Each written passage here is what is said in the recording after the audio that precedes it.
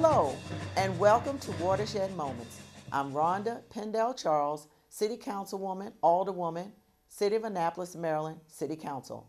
And I'm pleased today to have with me Mr. Mark White, who's an Annapolitan, and he has a very good story to tell, very interesting life, a businessman in our community. Welcome, Mark, to the show. Well, thank you, Rhonda. Thank you for having me here. I can't say necessarily interesting life, but I'm happy to be here to tell you a little about it. Oh, absolutely. Every life is an interesting one. I guess so. Yes, it is. Anyway, we're going to start with the Mark White story from the beginning, and we'll start with where you were born and raised. Okay, well, I was born in Annapolis, actually at the Naval Academy Hospital. Oh, okay. And that was in 1956. And not long after we moved, because my dad was military, so before I was a year old, we moved over to France and lived there for 4 years. Oh, wow. And then back to Northern Virginia, and then off to Hawaii for another 3 years. But we settled back in Annapolis, which was where I was born and my mother's hometown, when I was 10 years old. And tell us a little bit about France. The early years. I was too young to remember. Do you remember anything about France? The only memory I think I have, and it might have been just because I heard the story enough, is having a mishap on my little scooter once and skinning both my elbows and both my knees and getting the mercurochrome treatment. Oh, I remember the mercurochrome. But you know, my older brother Jim, my older brother Cindy, you know, they were 6 and 7 years older than me, so they've got a lot of memories about our time there.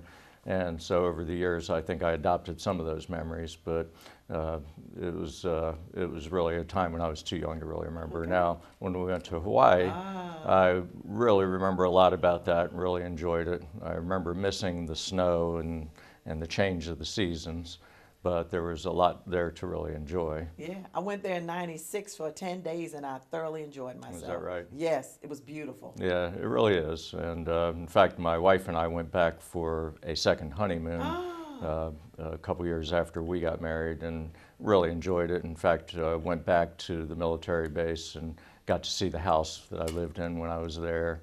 And did some touring, but we really had a nice time. Oh, wonderful. Now, you were there for how many years? Just 3 years in Hawaii. Okay. And so we moved back here when I was age 10, so that would have been 1966. Northern Virginia?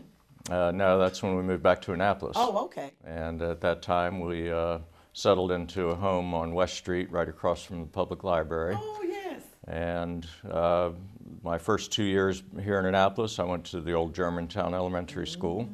Tell us about some of your teachers. Oh gosh, I hardly remember my teachers. That was a good long time ago now. But I remember the old building, and just it didn't have air conditioning. But in my 6th grade class is when they built the new building, the one-level building, and so I got to go there for 6th grade, and that was exciting because that was a new building that did have air conditioning. Not much for windows to look out, but still it was good. And I walked to school because we were close enough, and rode my bike, you know, when I could. And from there I went to Bates Junior High School and had 3 wonderful years there. Any activities were you involved in there, or? Not really. I wasn't ever one for a lot of extracurricular activities. I liked to get home and get about my personal fun life and ride bikes and play with my friends and do all those kid things. Oh, yeah. And then went to Annapolis High School and was in Maryland Hall, of course, for some of my classes, which I really look back and really appreciate the fact that I was able to go to that building. My mom went to Maryland Hall when she was in high school, and so there's a lot of history there. On my mom's side of the family, we've got a lot of relatives from Annapolis. In fact, I've got more aunts, uncles, and cousins than I can really keep track of. But you know, one of the significant family members was my great-great-grandfather was Henry B. Myers, and he owned a hardware store down on the first block of West Street near where Ram's Head is. Yeah. And there was also a store out on West Street near where my business is. they had a fuel oil company as well. And then my mom's father was Harvey B. Myers, and I think he ran the store as his career. One of my mom's sisters, Ivel Rowland, was married to Martin Rowland, who was our fire chief for many years. Wow. And he was also the scoutmaster for Troop 981 out of Edwards Chapel United Methodist Church, which is no longer there, but Now, where was that located? right where Riva Road comes off of West Street. There's a hotel there now. Yes, yes. But yeah, I was a Boy Scout there and worked my way up through the ranks. Didn't quite make it to Eagle. I was getting close, but that's when got my license and thought more about girls than advancing.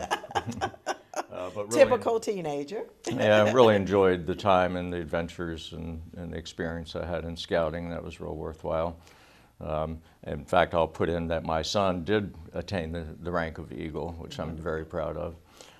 And so that was growing up around here, but I was never real interested in school and education. I wanted to kind of get it over with, and so as soon as I could, I got a job, and that was working at a United Van Lines agent called American Security Storage. And Jim Day was the owner of the company. I still see him now and again to this day, and he's always been a great person to learn things from. He was a great boss to have.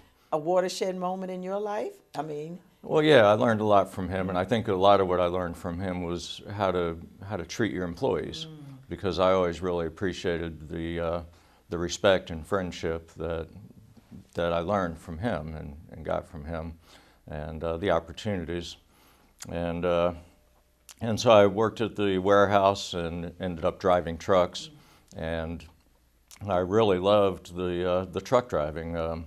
For a number of years, I was driving tractor trailers interstate and just really enjoying it. I got to see parts of the country that I wouldn't have otherwise been able to see. Tell us about some of your excursions. Well, a couple that stood out. One, and don't tell him this, but one time I was in Texas on a run and realized that I wasn't all that far away from Mexico, and I'd never been there. So I took a little bit further trip and went across the border and visited Mexico. And likewise, I was in Buffalo, New York on a run once and saw the sign that said Niagara Falls, 30 miles or something like that. So I thought, wow, I've never seen that. So when I got my duties done with unloading the truck, I took a quick run over there and got a motel. And then I realized that was Canada I was looking at across the way.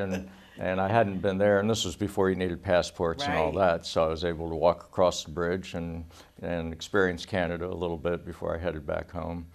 And also we handled household goods, so we were moving furniture for people, which kept me in pretty good shape for all those years. But I was also able to take a friend with me on some trips. Now, they would only get paid for the time unloading or loading the truck, but it was nice to have somebody with me and just experience traveling the country some, and we had some good times and some adventures. And how many years did you do that? Only about 6, but it felt like 12. And so after doing that for a while, I always had an interest in construction. In fact, I remember when I was a kid riding bikes, if we saw a house under construction, we'd always stop and kind of walk around and imagine what the rooms were, and I loved looking at the framing and just thinking about what was going on and what it was going to be. And after driving trucks, a friend of mine referred me to someone that had a framing business building homes, and so I got a job framing houses, and I thought that would be the thing that I really wanted to do. And did that for a while, but that was hard work. And I wasn't fond of heights, and sometimes when you're framing houses, you get in precarious positions. So I don't think that lasted too long. And then another friend told me about a guy that made countertops in his basement. And he had a workshop in his basement down off of Bywater Road. And I got the job there, and that was really my first experience with ever understanding much more about a kitchen, other than I knew what the sink was, and I knew what the refrigerator was, but those are about the only things I'd paid attention to. prior to that, but we made custom countertops for a lot of builders and contractors in the area. And so I learned that craft, and I found it was something I was kind of good at. You know, I had a knack for it, and I enjoyed it. And so I worked with him for about 2.5 years, and then something happened with his business, and he moved out of town. And so at that point, my older sister Cindy, she'd always supported my creative side, you know, and always helped me in any way she could. But she actually loaned me about $800, and I bought some tools. And a friend of mine, Jim Nye, was just built a home down in Riva, and I rented out the basement from him. And in one corner of the basement, I built what was my apartment. I had a little loft bed with a sofa under it and a TV, and I built a little kitchenette, and I had a bathroom there. The whole rest of the basement was my workshop. Oh. And I had a 1967 Volkswagen van that I remember those. I made my own stencil and spray painted the name of my company on the side of it. So what was the name of your company? Well, at that time I started, it was called Annapolis Interior Remodelers. Okay. Because I thought I wanted to expand into doing other interior remodeling. Air. Yes, that's right. And so we had some jokes about that. But, and that lasted for only about a year or so, and I really realized that doing so many other things was kind of stretching my skill set. So decided to focus on countertops, and a guy named John that worked with me back at the countertop shop had come up with this name one day. He said, you know, it would be a good name for a company like this would be Kitchen Encounters. And I said, Kitchen Encounters? And he said, no, encounters, like close encounters, like the movie. Yes. And I thought, yeah, that is a really clever name. So lo and behold, a couple years later, when I decided to start my own countertop shop, I called John and I said, would you mind if I used that name? And he said, sure, go ahead. So that was the beginning of Kitchen Encounters. Oh, watershed moment. 1981. Okay. And within, within a year, I think Jim was selling the home, so I had to find another place for my shop. So I moved to what used to be the Western Auto Store out in Parole. Mm-hmm. Years before that, it used to be the rolling rink, many years before, yes, right? Absolutely. And at that time, it was called Carpet Country. And the owner of that company, his name was Cliff, and he rented to me a garage around the back. And so that's where I set up my first commercial location and a workshop there, and started making countertops. You know, we did work for a lot of the builders and contractors that I got to know when I'd been working for John, and started expanding a little bit. But then we found out that the building was not zoned for light industrial work like we were doing, so we had to move, and we found the space on Legion Avenue. And so we moved into that building, the Legion Center, and got a slot and made an office in the front of the building, and the rest of it was our workshop.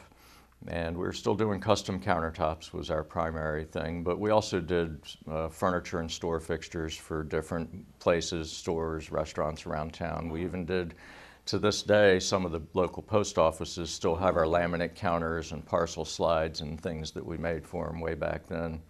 It was a good long time ago. And while we were there at Legion Avenue, at one point we doubled the size of our space. And we also, one of our suppliers suggested that I put some cabinets in the office and start selling cabinets. And I said, okay, so we put a display in. And then people started asking me for help in figuring out the design, the layout of the cabinets. And so I started doing that. And once again, I found that, well, hey, this is something I kind of enjoy and I'm good at. I kind of had a knack for it. So I started doing some studying. And ultimately, in the early 90s, I became a certified kitchen designer through the National Kitchen and Bath Association. Now, what do you have to do to get that certification? Well, it was a lot of, you had to have some practical experience, of course, but the testing was really grueling. At that time, it was all done in one day, and we had to sit down, and I think for the first hour or two, we had to answer 100 or 120 questions that covered 5 general areas of expertise, in designing and building and construction. And you had to pass every section too in order to pass the test. And then the entire rest of the day, they would give you criteria for a sample project. And you had to conceive of a design for this hypothetical family's kitchen. You had to draw the plans for the kitchen, work out the specifications and the cabinets, and had to do it all according to the NKBA specs, which is what's been established to make sure you're creating good work environments that are safe and aesthetically pleasing and so on. I passed it the first time, which was not real common at the time because it was a really tough test. Now, where was the test given? It was actually at Zamoski Corporation in their meeting room, which was up in Baltimore. Oh, okay. And they used to handle Sub-Zero and Viking ranges and some of the big name appliances. So that was when I really got serious about being a designer, and I was also inspired by another local designer, Joni Zimmerman, who I had occasion to work with on and off for a few years, and she was really good, and I knew that she'd had her work published, and she entered design contests, so I kind of followed suit and started doing that. Another watershed moment? Yeah, and I guess plenty of them. And I learned rather quickly that having our work appear in magazines and having awards recognizing what we'd done was great promotion for the company. And so we started back in the 90s devoting attention and resources to photographing our work and entering contests. And it's resulted in untold amounts of publications. I mean, I've got a cabinet in our showroom which probably has 80 or 90 magazines that has had work published in it over the years. Wow. And we've got a nice number of awards. And in fact, all that led me to creating a seminar that I teach around the country called Entering Contests and Getting Published. And so I've had the opportunity to speak to a lot of other kitchen designers and other design professionals about the things we've learned about preparing your projects and properly entering the contests and trying to be successful and then making the most of any success that you get out of that. So where have you given these presentations? All over the country. The National Kitchen and Bath Association has chapters all around the country. Okay. And so I often go to chapter meetings, and I've been from Northern California to Florida to New York and New Jersey to Arizona, and a lot of places in between, Louisiana, and I just can't remember them all. How long have you been doing that for? That's probably been for the last 10 or 12 years. Wow. And I also will occasionally teach at some of the shows, like the National Association for Remodeling Industry. I'll be doing one in Baltimore in October.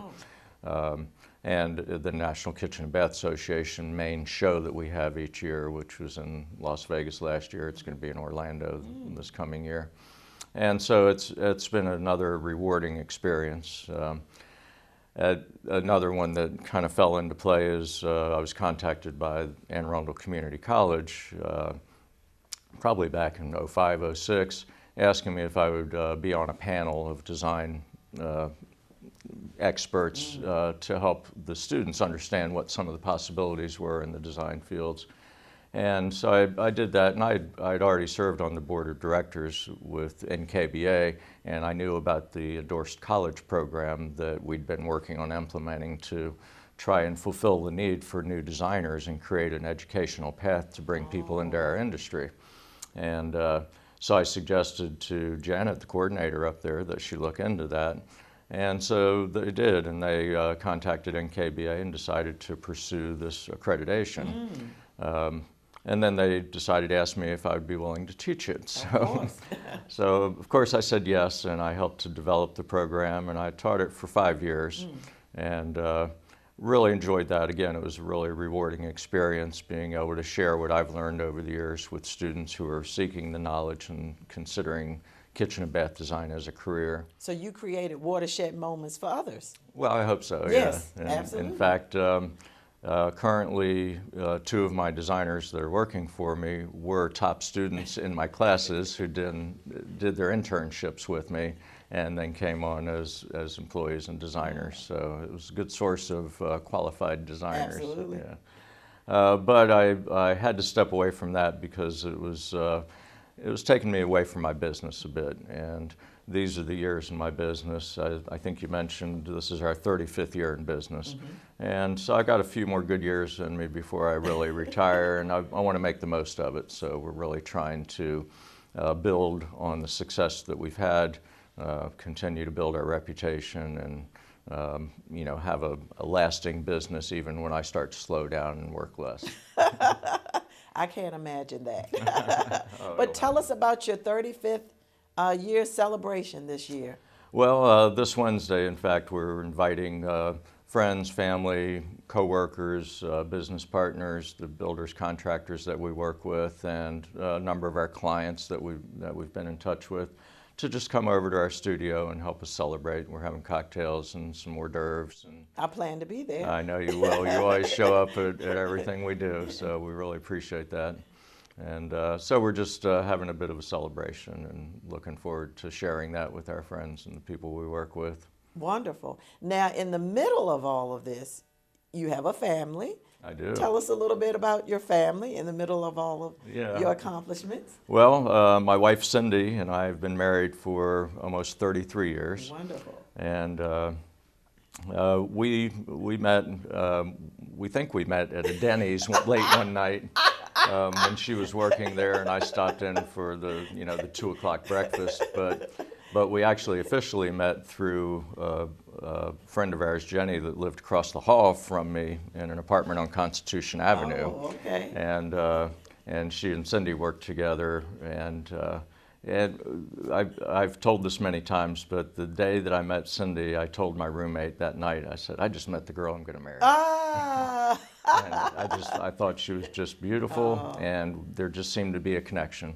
And later on, we started thinking, we met somewhere before, and we started thinking that might have been that night at Denny's, Thank Denny's, huh?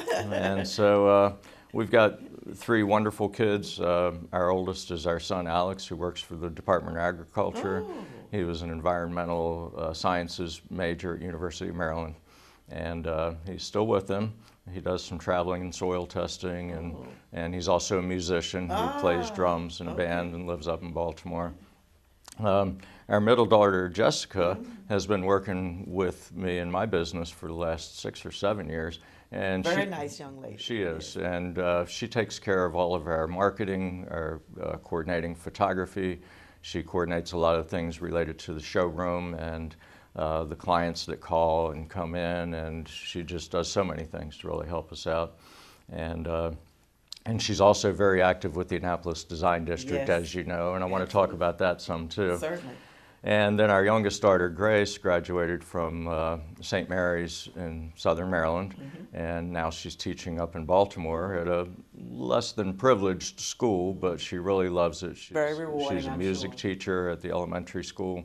She sees 450 students every week, and she's doing a great job, and I think she's really finding her space there. And so it's been real rewarding. And my wife, Cindy, she comes in on a fairly regular basis. She was always a teacher and an educator, but she mainly took care of raising our kids and taking care of me for all these years. And so now she did a wonderful job. She did. And now that they're all grown and on their own, she's helping out with things at the business. But we also do Airbnb at our home since we're empty nesters, and so she regularly takes care of guests, and she's a great hostess, and so that's going very well. And the other members of my business are my immediate family. And way back in the 80s, my mom came to work to fill in for a secretary, and she kind of never left. She's going to be 90 this year, so wonderful. she comes in intermittently, but whenever she can, she'll come in and help out and do things that she can to help us, and it's nice to see her. Oh, that's great. My older sister, Cindy, who I mentioned loaned me that money so long ago. Did you pay her back? I think I did, yes. And she came to work for us, I think, about 20 years ago as our business manager.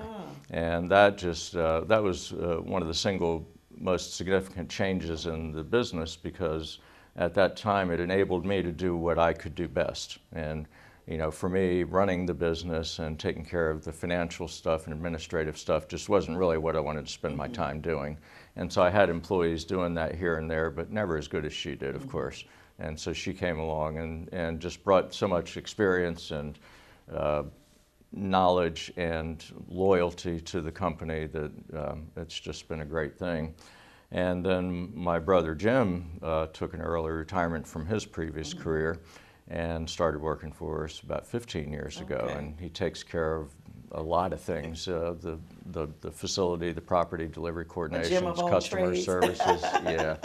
And people really like him, and he does a great job. So it's a really, family affair. It is. It's a family business. I'm really proud of that. I'm really glad that we get to spend the time together that we do. Yes. Because way back when I started the business, even though we all lived nearby, I didn't see my family a lot because I was just starting my own family, and I was in the throes of growing a business. And so it was really hard to see everybody. So having them come to work with me was a great way to see them more often. Well, tell us a little bit about your national exposure. Well, we've had our work in a lot of magazines over the years, which has been good national exposure. And I think that led to being called. Yeah. Some years ago, we got called by a producer for HGTV, and they asked if we had any projects that we would like to show them to be considered for this program called Kitchen Design. And this was back before the reality shows of 3-day makeovers that they did for $500 and the unreal reality shows that you see.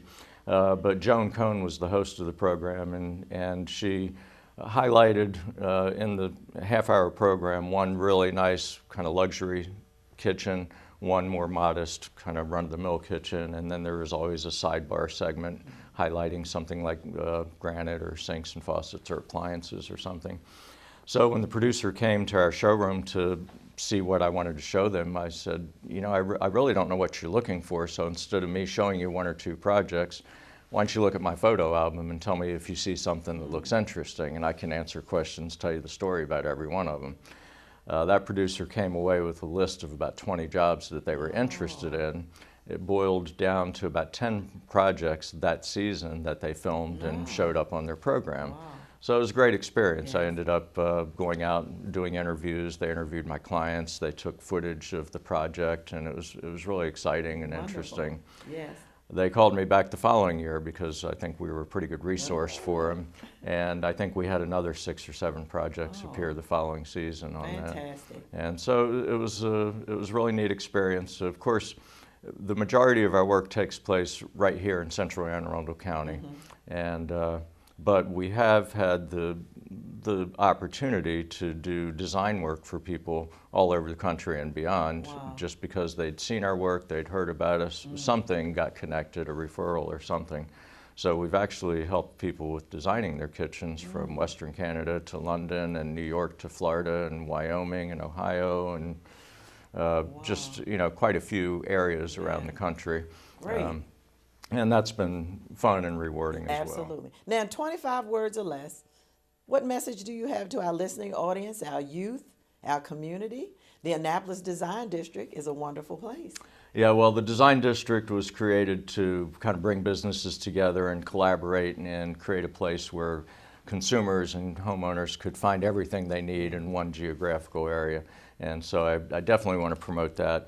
What I would say to young people, if any are listening, and I hope you are, find something that you have a passion for. Find something that you want to do, because there are jobs that you can do that you will love. And whether it's accounting or bookkeeping or designing or building, there's just so many things out there. In fact, I think Boy Scouts was a great opportunity to learn about lots of different things, because when you earn merit badges, you got to kind of get into these things. And take advantage of the opportunity at school and learning what you can, because it's all going to pay off someday. Absolutely. Mark, it's been wonderful having you on the show. Having a Annapolitan here, a nice family story, and I didn't mention my dad, and I got to say hi to him. All right. Dad passed a number of years ago, but he was working with the company too for years, and I think about him a lot. Wonderful. Now, give us some information about your business, where it's located, a website for our viewing audience. Thank you. We are located in the Annapolis Design District at 202 Legion Avenue, right on the corner of Virginia Street. And our showroom is actually a little Cape Cod house that's been converted into the showroom and offices. So it feels like home, because when I lived off of West Street, that was only 2 blocks away. My first job was only 2 blocks in the other direction. So it is being home. And your website? Our website is www.kitchenencounters.biz, B-I-Z. All right. Thank you so much, Mark. This was a pleasure. Thank you, It's been a Rhonda. pleasure having you on here and listening to your family homegrown story. Well, thank you so much. Thank you all for watching Watershed Moments.